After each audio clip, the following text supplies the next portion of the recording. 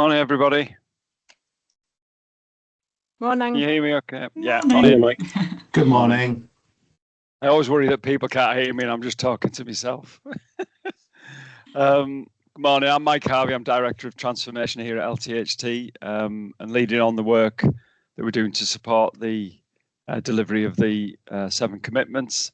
We've got 2 great presentations today, one from the Medical Directorate around the finance commitment, which, just to remind people, is to support our staff to manage every pound wisely, and then from the Nursing Directorate around the compassion commitment, which is recognising and acting upon moments that matter to our patients. So I'm really excited to hear these. I'm sure we'll have some great interaction as well, hopefully. And as always, people, please feel free to raise your hand and ask questions as well. It'd be great if we had a bit more interaction in this session as well at times, which would be good. This is all about learning and sharing information. So anything people want to ask, please feel free to do so. I think we'll move. I'm just checking. We've got Stuart. Stuart, I think we've got you on the call. Have we? Are you introducing Hayley? I certainly am. Do you want to go for it? Yeah, please, Stuart. Thanks. Morning. Good morning. Good morning, Mike. Morning, everybody. Really proud to introduce Hayley Lancaster this morning to present some stuff around our commitment for looking after the NHS money. This is not about the Medical Directorate making huge savings in ourselves, but how we support everybody else across the organisation to make healthier and safer working environments, which has a knock-on impact on things like staff absence, harm for patients, litigation, and so on. So it's an indirect sort of thing. But I was thinking about it. We often forget about the health and safety team. They're not people who are naturally in the spotlight, but they perform such a hugely important function in the organisation that has a massive impact. And I'm so proud that they're part of our directorate, and that I mean, Hayley's on the screen now, and you're going to meet her in a second. She's such a positive influence on this, and just a great asset. So, Hayley, over to you. Tell us about it. Oh, shucks, Stuart. Thank you very much.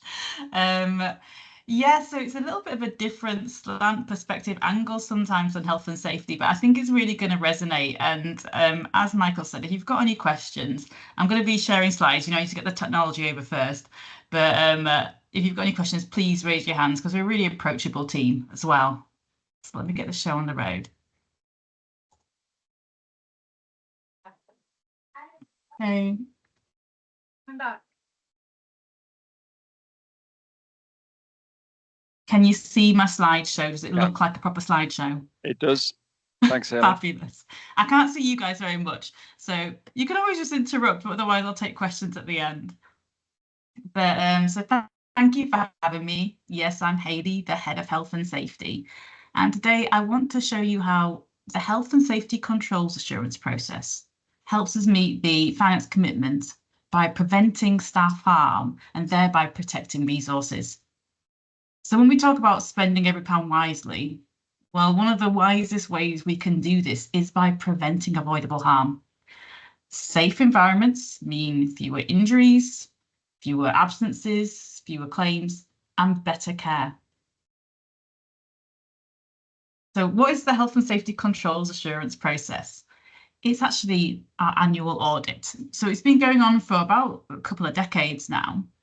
And it is based on the Health and Safety Executives Plan, Do, Check, Act improvement model. So it features in that check section. So we're not just saying we manage risk well, we're proving it. And it involves 700 departments. So over 700 departments are all self-assessing, doing a structured self-assessment, looking at specific criteria, saying, am I compliant there? Let me show you with a risk assessment, uploading that. And as Stuart mentioned, this is facilitated by the health and safety team. Currently, we're only a team of 3. And we do get support from special advisors. So the special advisors on all different types of risk. And then we will validate, check, quality check the submissions, those health and safety audits that are provided each year, and provide feedback. So this really gives departments an insight, ownership, and a plan for improvement. And that's what makes it more than just a compliance exercise. So what risks do we cover? Well, we cover a lot of risks. We've got our core safety domains, such as health and safety governance, fire safety, conflict resolution. Plus, there's key operational risks, and that might change year on year. But typically, we're looking at the hazardous substances, exposure to hazardous substances, needle stick injuries, sharps, manual handling of loads and of patients, radiation, non-ionizing radiation, stress, occupational dermatitis, slip, trips, falls, DSC, lone working. The list can go on, but we'll go and pick out a selection of these to go and say, hey, have a focus on this. But these risks have a real impact on people. And they're also the risks that lead to some of our most costly incidents when things go wrong. So by tackling them proactively, we're reducing the chance of harm and the financial burden that comes with that. So why does it matter? The Health and Safety Controls Assurance process, that annual audit, it helps department meet their core duties. And there's 3 core duties, which are moral, legal and financial. So, morally, we want our staff to go home safe. Legally, of course, we have to comply with regulations. And financially, it's really just kind of common sense there, because when we prevent an incident, we prevent absence, agency spend, and potentially costly claims. And there's various real world examples of this. So if we think about skin health surveillance, by embedding regular health surveillance, checking the skin of our hands, asking staff to report concerns early, we can catch signs of dermatitis before it becomes severe. That means staff don't need time off, we avoid referrals, treatment delays, and we protect clinical capacity as well.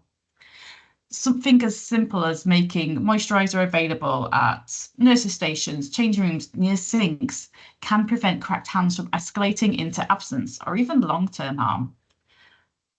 If we invest in the right equipment, so if you consider manual handling aids, invest in a piece of kit, a slide sheet, a new ergonomic chair, can prevent long-term musculoskeletal damage. So that one-off cost could avoid thousands of pounds in sickness absence, physio, and even litigation. And it's not just clinical areas. So investing time in conducting personalised workstation risk assessments, looking at our DSE with staff, can identify ergonomic solutions that helps prevent, say, neck or back strain. Particularly important in our hybrid working environments now. So it shows that we value our people, and it reduces the cost of reactive interventions later on. So spending every pound wisely, it isn't just about budgets, it's about value.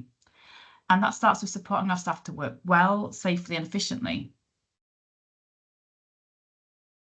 So while we often focus on the moral and legal drivers for managing risk, we must acknowledge the real financial impact. I've got some national figures here, as well as some kind of Leeds Teaching Hospital ones.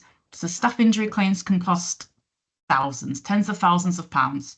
A nurse off for a week costs over £1,400. And if we multiply that across a year, across thousands of staff, those numbers become enormous. Leeds are top leading adverse incidents which result in claims. There's kind of innocuous ones there, slip, trips and falls, but also being mindful of how do we dispose of our sharps and exposure to hazardous substances. Manual handling also features as a risk, and physical violence. So every sharps injury avoided, every stress-related absence reduced, that's what spending wisely looks like in health and safety.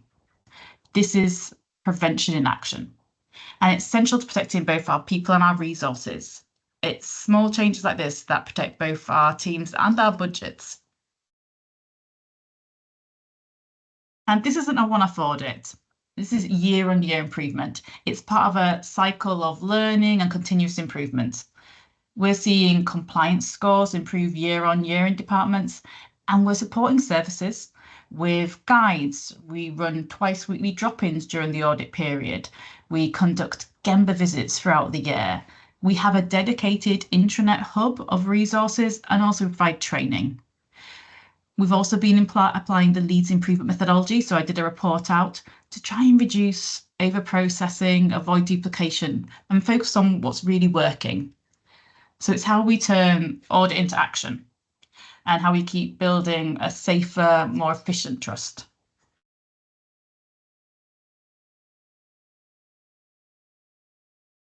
And this process really reflects the Leeds Way values in action.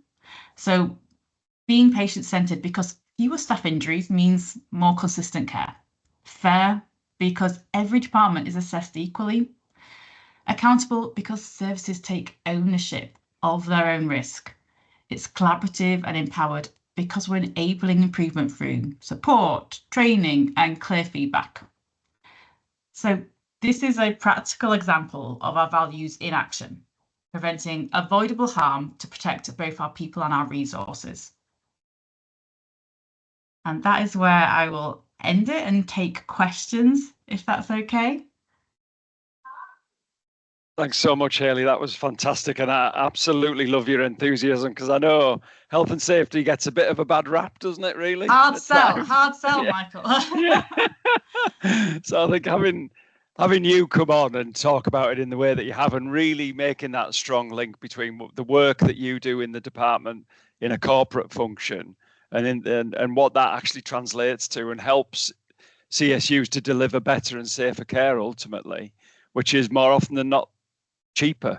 You know, it's better for the finances as well. Isn't it? It is a long-term investment. Yeah. So I'll open it up to see if there's any specific questions that anybody's got. Denise, do you want to come in? Morning, Denise. Morning. Can I invite Hayley to do most of my attendance management meetings, please? Oh. Because it has made my life so much easier. Yeah. We need to bottle her enthusiasm. I've actually got a case where somebody's got an access to work recommendation from 2 years ago that the trust still haven't implemented. Right. And that's daily. Denise, And I've been speaking with Claire Walsh, obviously the staff safety chair, and she was talking, saying we've got such a fabulous reasonable adjustments guide and how can we promote it more. So I'm having conversations with Anna in HR about that, because actually it's due a bit of a review and a refresh, but there's some really good resources that I think sometimes it's just potentially managers sometimes not knowing how to deal with it. Going slightly off on a tangent, the fact that we're waiting 8 to 9 weeks for occupational health to do ill health retirement forms, when that person can be dismissed because they're not contesting it and off the pay book and somebody else in place, it's just so short-sighted and so frustrating. Frustrating, isn't it? It's like, and then that person's actually going to a GP that's charging £150 for something that should be provided at work. It's just all wrong. Yeah, I'll get off my soapbox. No, you're right, Denise. More often than not, it's getting upstream of these things, isn't it? As Hayley described, and dealing with the issues at the time that they come up, and prevention and getting much more proactive about it. And it's just silly. So we need to spread the word on this. I can see Magnus has got his hand up, so I'll come to Magnus. Mike, thank you. Morning, Mike. Morning, everybody. Hayley, as always, thank you for your enthusiasm, and I'd just like to tell everybody on the call, she carries this enthusiasm everywhere with every meeting we're on, so it's good to witness again here. But Hayley, I think you've absolutely hit the nail on the head, and for me, the focus on our people now more than ever is really important. And if we get this right, the money savings, as you've described, come out, and it sort of links into a bit what Denise has just said. So thank you for refocusing this away from the money onto our people, and if we get that right for our people, the money falls away anyway. So thank you for making that point. Thanks, Magnus. Hayley, I think you've obviously hit a lovely rich theme here, I think, and I think people absolutely resonate with what you've talked about, and hopefully as a result of this, people will get much more proactively engaged with the health and safety agenda for the right reasons. And we're really approachable team, so please get in touch if you've got some concerns, and we try and keep an open dialogue and an open mind as well. So thanks for listening. So hopefully you'll be inundated next week. Monday morning, your email. Annual leave next week. I'm not. All right. Okay. Well, the week after that.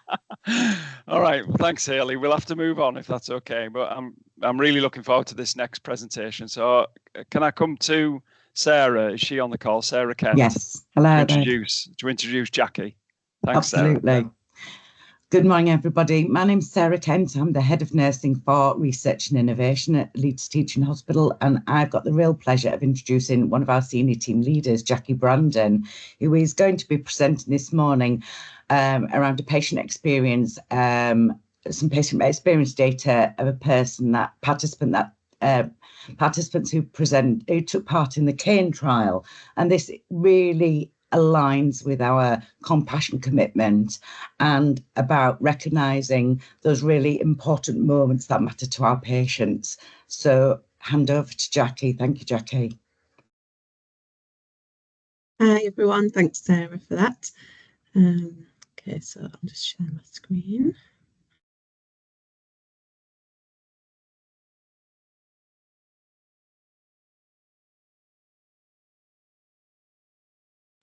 Is that displaying okay, like a It is, yeah, lovely, thanks. Presentation, lovely.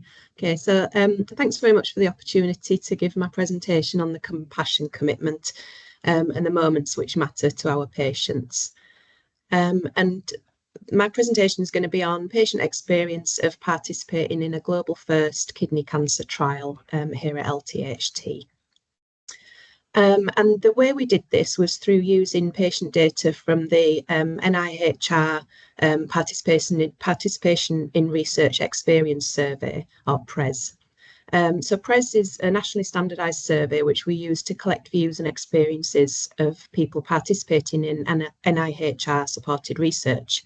It's anonymous and it's voluntary, and trusts are given targets to meet based on their research activity. So because we're one of the most research active trusts in the country, we have a large amount of patient experience data to gather and tap into.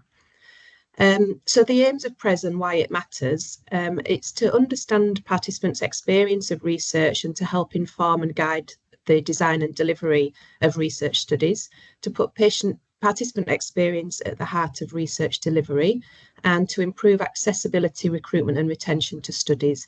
And it also empowers our patients and participants to have their voice heard and to share their experience, whether that's good and bad. And it also provides really valuable data to share amongst teams within the trust, so within like team meetings and research forums, but also within the wider research community and the scientific community, so we can present this sort of data at conferences more widely. And I think in terms of this fitting into the compassion commitment, it supports the aims of ensuring that our patients can trust us and what we do, and supports the aims of ensuring that we're clinically effective in what we do, but also that we support the emotional well-being and the mindfulness of our patients. And I think those things can sound a little bit surprising when we're talking about such an innovative, cutting-edge clinical trial, but it'll really make sense when we come to the data and especially the free text comments. So what did we gather? We gathered data from 9 participants who were treated with histotripsy between March 2023 and December 2024. And although this might sound like quite a small number, this sort of number of participants is usual for an early phase innovative cutting edge trial. And it's really equally important that we capture feedback from these highly innovative trials with just a small number of patients and participants, as it is from collecting data from large, studies that recruit large number of patients. So this data was from participants that were in the CANE research trial, which is a phase 1 research trial of histotripsy technology for the treatment of primary renal tumours. And I'll explain a little bit more about that in the next slide. And all participants who were sent a questionnaire responded, which is really good response rates.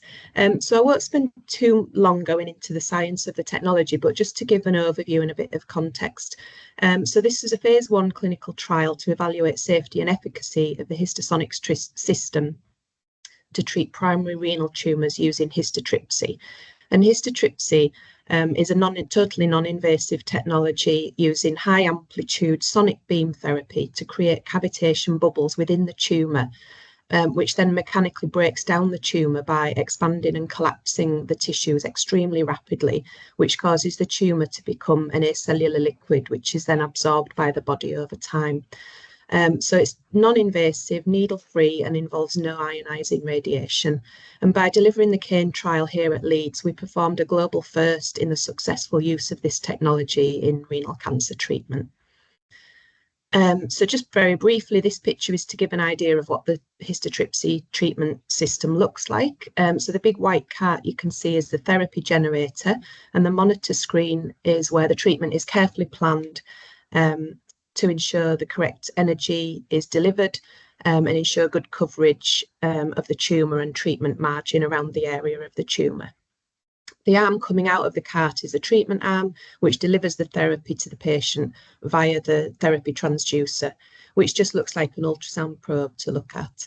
So the patient is under general anaesthetic throughout, and the whole operating time tends to be about 3 to 4 hours, because that includes a lot of careful positioning of the patient, programming and planning of the treatment, and the treatment itself is usually about 1 hour. So on to the data that we gathered. So the demographics that are captured from the PRES survey are ethnicity. So our group, there was 1 Black British and 8 white British. There was 3 females and 6 males.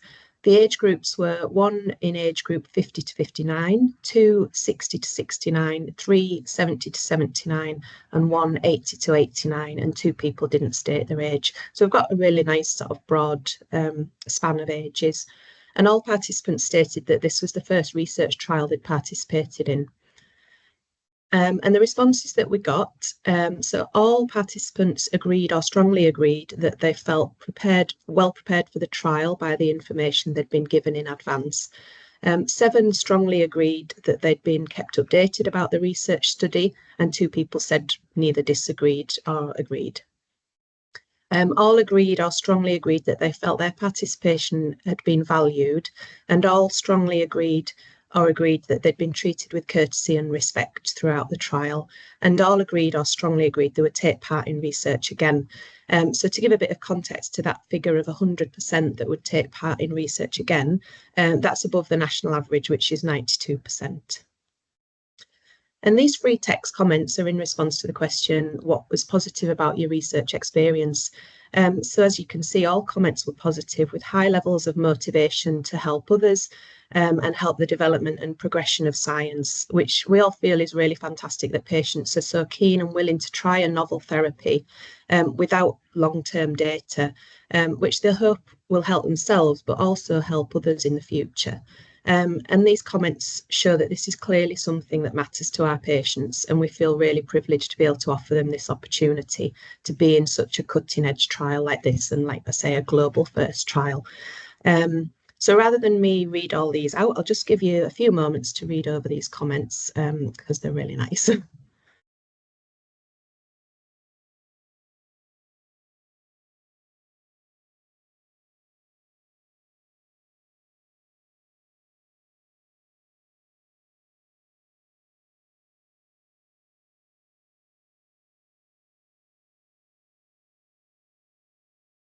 Okay, hopefully that's enough time to read through those. So this next slide, these free text comments are in response to the question, what would have made your research experience better?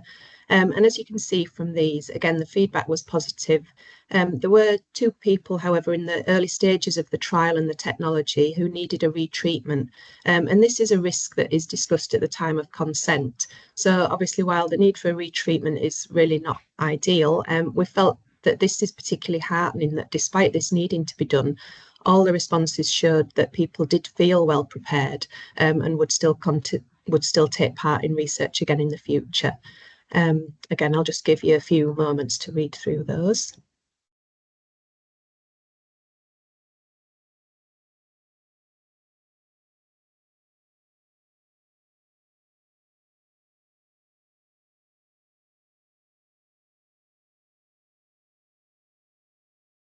Okay, so onto my final slide. In summary, so the CANE trial represented a global first clinical trial using histotripsy to treat primary renal tumours at LTHT. All participants said it was the first clinical trial they'd participated in, and all participants said they would consider taking part in research again. And there was a high level of willingness to try new novel therapy despite absence of long-term data, and high levels of motivation to help others and future technologies.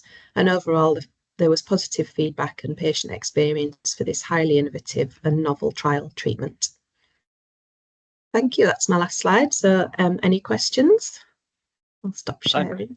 Thanks, Jackie. That was fantastic again. And the one thing that struck me was the importance it is to patients to be able to access research, because I think it actually empowers them, doesn't it, and makes them feel I think the one I wrote down the comment that around helping me to stand tall. Yeah, you know, I that love feeling that, that yeah. they've got a little bit of control. Sorry, somebody's ringing me. A little bit of control in their world when everything else feels a little bit like it's spiraling, I suppose. Yeah, I I agree. think, you When know, I read that, I felt quite emotional actually. yeah, reading yeah, that yeah. comment. It's really poignant and strong, isn't it? That comment.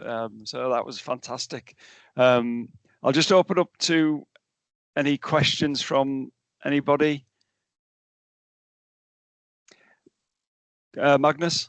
Sorry, Mike, me again. I've got That's to. okay. So research-heavy organisations are safer. They have less unscheduled ITU admissions, length of stay goes down, mortality data goes down. So it ties in a little bit to what Hayley was talking about. If we get this right and we do more and more research, guess what? Patients have a better outcomes as a consequence of that. And we all know that better outcomes are actually cheaper in the long run. Yeah. So encouraging people into research trials in this way is absolutely vast. And I just want to say thank you to the team for the presentation. And in the last 5 years, we've recruited over 100,000 patients into trials. So absolutely top performance. Yeah. Thanks, and just expanding on that as well, Magnus, what you said, that it's not, well, for everybody else, it's not just the patients that are in trials that have better outcomes, is it? It's patients across the board, which is fantastic. Absolutely. And I think it's lovely to call out, because we were worried a little bit when research had been one of the 7 commitments for the last couple of years, not having it explicitly as a commitment this year, but seeing how it, you know, all of the other commitments can underpin a strong research base within the organization, I think is really excellent. So, you know, not losing sight of the fact that, as Magnus said, having a research rich organization is better across 101 different metrics for patients, and the way that the organization operates effectively is just fantastic to see. So they've been 2, in some respects, different presentations today, but actually that core message, I think, is really strong there, of doing the right thing, empowering people, giving people the tools to do the job, and people feeling empowered to get on and do the right thing for patients and for staff is more often than not the right thing to do, and the more cost-effective thing to do as well. So that's a brilliant message to end on. So I think it's 9:58, so we will leave it there. I can't see any other hands up. Thanks to both presenters, and hope everybody has a good weekend, and we'll see you all next week. Thank you all. Bye-bye.